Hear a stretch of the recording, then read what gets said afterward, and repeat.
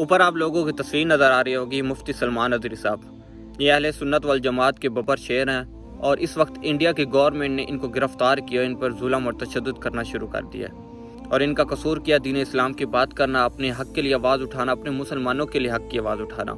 جب اپنے پڑوسی ملک میں مسلمانوں پر تشدد اور ظلم ایسے دیکھتے ہیں تو بڑا دکھ اور تکلیف ہوتی ہے کہ یار ہم پاکستانی ایٹمی طاقت ہونے کے باوجود اپنے پڑوسی ملک میں بیٹھے مسلمانوں کے لیے کچھ نہیں کر سکتے. ہمارے جو مسلمانوں کے حکمران ہیں بزدل ہیں، گندے ہیں، بس جس کی وجہ سے ہم اپنے مسلمانوں کی مدد نہیں کر سکتے.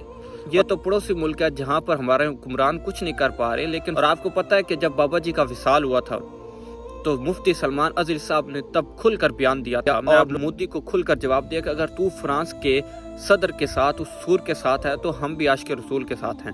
اور آج ان پر تشدد ظلم ہو رہا ہے، ہم ان کے لیے آواز اٹھا سکتے ہیں، ہم ان کے لیے دعا کر سکتے ہیں، لیکن کیا کہ بس ہم مجبور ہیں، ہم ان کے لیے کچھ کر نہیں سکتے. اگر ہمارے حکمران اچھے ہوتے، ہمارے حکمران مسلمانوں کے لیے آواز اٹھاتے تو آج مسلمان کہیں بھی مصیبت میں نہ ہوتے. ہم تو بس ان کے لیے دعا کر سکتے ہیں کہ مفتی سلمان ازہری صاحب کو جلد سے جلد رہائی ملے. چلیں آپ کو ان کا ایک چھوٹا سا بیان سنا دیتے ہیں.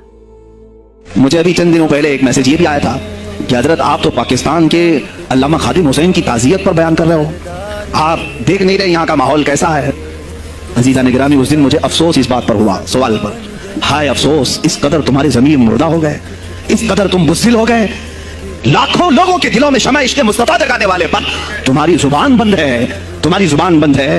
میں نے صرف ایک جملہ کہا، کوئی فرق نہیں پڑتا، میں اس ملک میں رہ رہا ہوں جہاں کا پرائم منسٹر ایک سور خبیث فرانس کے صدر کے لیے ٹویٹ کر سکتا ہے، تو میں پڑوسی ملک کی کسی عاشق رسول کی تعزیت کیوں نہیں کر سکتا؟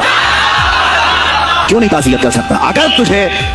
اگر ہندوستان کی تخت پر بیٹھنے والے کو فرانس کے صدر سے کوئی دلی عشق ہے، محبت ہے، تم اس کی معشوقہ ہو یا محبوبہ ہو، مجھے فرق نہیں پڑتا.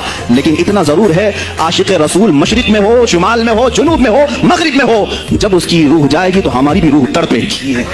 ہماری ڈور بندھی ہوئی ہے مدینہ الرسول سے.